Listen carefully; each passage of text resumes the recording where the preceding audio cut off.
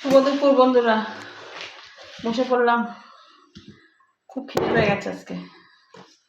আজকে সকালে তেমন কিছু খাইনি, শুধু এক পিস পাউরুটি আর মানে ডিম দিয়ে ভেজে এক পিস পাউরুটি খেয়েছি, একটা শাক ভাজা আর ছোটো মাছ ভাজা। এটা বাটা মাছ, এটা হচ্ছে তেলাপিয়া।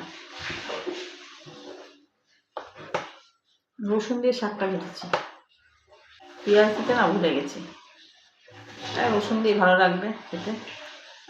আর দেখাচ্ছি, এরকম কাঠি কচু দিয়ে ছোটো মাছ রান্না করেছি। এরকম ছোটো ছোটো মাছ রেখেছিলাম, তেলাপিয়া মাছ আর বাটা মাছ, এই দিয়ে রান্না করেছি। ভেবেছিলাম চিংড়ি মাছ দিয়ে খাবো, কিন্তু চিংড়ি মাছ আজকে পাইনি বাজারে। আর এই দেখো, ইঠা মাছের ঝাল করেছি, দেখেছো? গোলমরিচ দিয়েছি, কষা কষা। ইঠা মাছটা এরকম করে রান্না করলে খেতে ভালো লাগে। চলো খাওয়া দাওয়া করে নিই।